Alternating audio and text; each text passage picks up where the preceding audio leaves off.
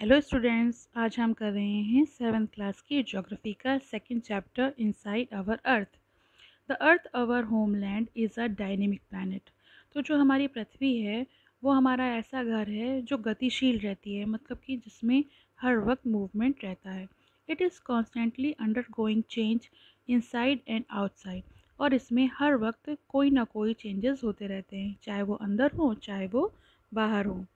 You ever wondered what lies in the interior of the अर्थ। आपको कभी आश्चर्य नहीं होता कि हमारी पृथ्वी के अंदर क्या है?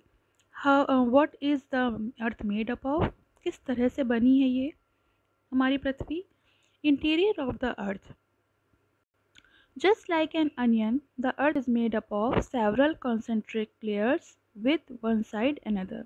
जैसे प्याज देखा है आपने, प्याज एक के ऊपर एक के ऊपर एक लेयर चढ़ी रहती है। इसी तरीके से हमारी अर्थ भी कई कंसेंट्रिक लेयर से बनी होती है। कंसेंट्रिक मीन्स जो अंदर से बाहर तक पूरी तरह से फैली होती हैं। The upper most layer over the earth's crust surface is called crust. तो जो हमारे अर्थ की सबसे ऊपर की लेयर होती है उसे हम क्रस्ट कहते हैं। It is the thinnest of the all layers. ये सबसे पतली होती है सारी लेयर्स में। It is about 35 kilometer on the continental masses and only 5 kilometer on the ocean floor। तो इसमें ये 35 किलोमीटर तक तो कॉन्टिनेंटल एरिया में फैली होती है, मास में फैली होती है, और 5 किलोमीटर जो है वो समुद्री तल पर फैली होती है।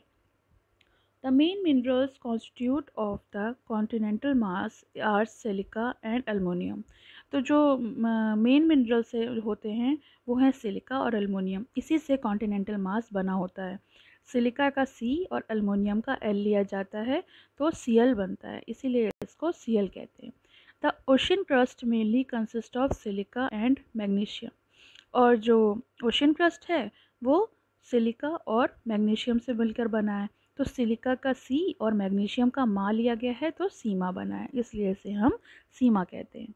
Just beneath the crust is the mantle which is extend up to the depth of 22,900 kilometre. तो जो इसकी क्रस्ट के नीचे की जो लेयर है मेंटल, वो लगभग 2,900 किलोमीटर की गहराई में है, बिल्कुल बिलो द क्रस्ट, बिल्कुल बिलो क्रस्ट के नीचे। देखिए पिक में, ये देखिए ये हमारी ऊपर की क्रस्ट है, और ये येलो कलर की जो है ये मेंटल है, और सबसे अंदर भीतरी लेयर जो है वो इनर कोर है। ठीक है, एक आउटर कोर होती है और इनर कोर होती है, तो पूरी मिलके ये कोर बनते हैं ये।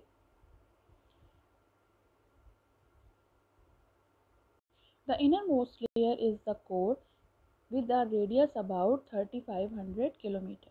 और जो सबसे अंदर की लेयर होती है उसे हम कोर कहते हैं, जिसमें भी मैंने बताया इनर कोर और आउटर कोर, और वो भी 3500 किलोमीटर की गहराई में रेडियस होता है उसका, फैली होती है। It is mainly made up of निकल एंड आयरन। और ये निकल और आयरन की बनी होती है। निकल से नी, और आयरन जो है वो फेरस का सब एलिमेंट है, तो फेरस का फे लिया गया है तो इसे निफे कहते हैं। The central core has very high temperature and pressure. और जो सबसे अंदर का जो इनर लेयर होती है, जो कोर होती है, उसका टेम्परेचर सबसे ज़्यादा, सबसे अधिक होता है, उसका दबाव भी सबसे अधिक होता है। तो जो हमारा अर्थक्वेक आता है वो इसी के चेंजेस में की वजह से ही आता है। Rock and minerals. The earth crust is made up of various type of rocks. तो हमारी अर्थ क्रस्ट जो है वो तरह तरह के रॉक से मिलकर बनी है। Any natural mass of mineral matter that makes up the earth crust is called a rock. तो जो हमारे धरती पर जो भी नेचुरल मास है, जो भी प्राकृतिक है, उन मिनरल से बनती है मिलकर उस जो क्रस्ट, अर्थ क्रस्ट, उसको हम रॉक कहते हैं, यानी चट्टान कहते हैं। Rocks can be different colour, size and texture. और जगह जगह के अनुसार जो भी रॉक्स हैं वो अलग अलग रंग की, अलग अलग साइज़ की और अलग टेक्सचर की होती हैं। There are 3 major type of rocks. वैसे 3 मेजर रॉक्स होती हैं, जैसे इग्नियस, सेडिमेंट्री एंड मेटामॉर्फिक। ये 3 टाइप्स हैं, तो ये आपका एक क्वेश्चन बन सकता है। 3 major type of rocks are igneous rocks, sedimentary rocks and metamorphic rocks. कुछ इसके एग्जाम्पल देखते हैं। When the molten magma cools it become solid. जो मैग्मा होता है, जो हमारे धरती से मैग्मा निकलता है, लावा जब फटता है तो सॉरी, वॉल्केनो जब फटता है तो मैग्मा निकलता है, जो मैग्मा ठंडा पड़ के सॉलिड हो जाता है। Rock thus formed are called igneous rock, और उससे जो चट्टानें बनती हैं उन्हें हम इग्नियस रॉक कहते हैं। They are also called primary rocks, इन्हें प्राइमरी रॉक्स भी कहा जाता है। प्राइमरी इसलिए कि सबसे पहले इन्हीं का निर्माण हुआ। There are two type of igneous rocks, intrusive rocks and extrusive. Intrusive जो होती हैं वो अंदर की तरफ होती हैं, एक्सट्रूसिव जो होती हैं वो बाहरी रॉक्स होती हैं। Can you imagine lava coming out from the volcanoes? आप इमेजिन कर सकते हो जब ज्वालामुखी फटता है तो उसमें से लावा किस तरह से निकलता है? Lava is actually fiery red molten magma coming out from the interior of the earth of its surface. Lava जो होता है वो अंदर से खौलता हुआ लाल रंग का मोल्टन मैग्मा होता है, जो अर्थ सरफेस पर अंदर से निकलकर बाहर आ जाता है, बिल्कुल फट के बिल्कुल बाहर आ जाता है। आपने वो डोमिनोज के जो केक नहीं होते हैं जिसमें इनर चॉकलेट फिल होती है, जब उसे आप उसको कट करो तो वो बाहर आ जाता है। It is rapidly cools down and become solid, ये बहुत जल्दी ठंडा पड़ के सख्त हो जाता है।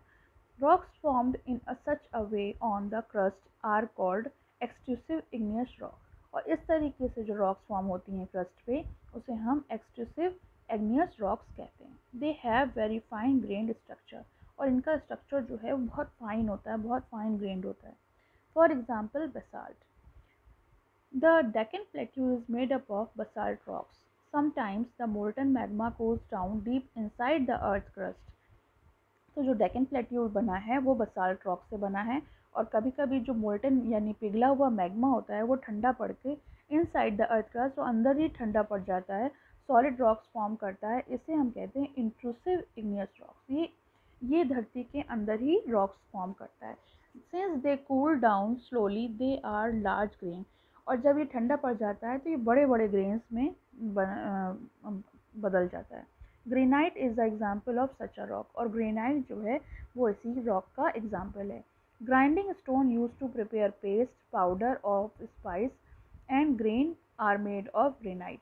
तो जो ग्राइंडिंग स्टोन्स हैं वो तो पेस्ट और पाउडर बनाने के लिए इस्तेमाल किए जाते हैं, लेकिन जो हमारे बड़े बड़े स्टोन्स हैं वो ग्रेनाइट बनाने के लिए इस्तेमाल किए जाते हैं। Rock roll down crack and hit each other and are broken down into small fragments.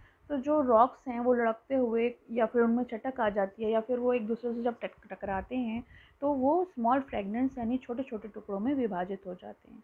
These smaller particles are called sediments, और इन्हीं को हम sediments कहते हैं। These sediments are transported and deposited by wind and water etc. और ये जो sediments हैं वो एक इधर उधर बिखर कर कहाँ डिपॉजिट हो जाते हैं? हवा और पानी के द्वारा लैंड पर। These loose sediments are compressed and hardened to form layer of rocks, और यही sediments जो होते हैं वो compressed होकर मतलब दब कर और harden सख्त होकर layers बना देते हैं रॉक्स की।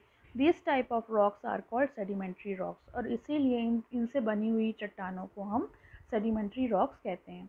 For example, sandstone is made up of grains of sand, यानी कि जो sandstone बनती है वो इसी के कणों से मिलकर बनती है। These rocks may also contain fossil of plants, animals and other microorganisms that once lived on them, और इन रॉक्स में जो हैं प्लांट्स के फॉसिल यानी मरे हुए जीव जंतु, पौधे और माइक्रो ऑर्गेनिज्म भी मिले हुए होते हैं जो कभी इनमें रहा करते थे। Igneous and sedimentary rocks can change into metamorphic rocks under great heat and pressure.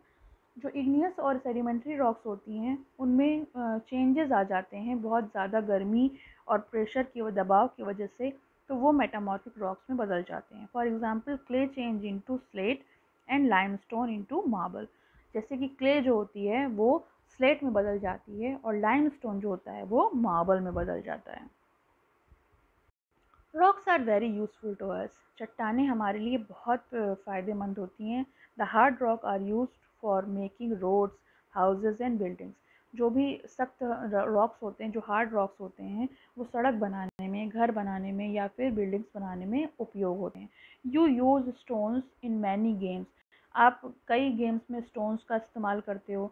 For example, 7 stones जो आप पिट्ठू खेलते हो, होप स्कॉच, जो आप हॉप स्कॉच बना के नहीं क्या बोलते हैं उससे हिंदी में, इक्कल दुक्कल शायद, स्टापू या किट किट। 5 स्टोन यानी गिट्टी, गिट्टी एक के ऊपर एक रख के खेलते हैं। Find out some more such games by asking your grandparents, parents and neighbour.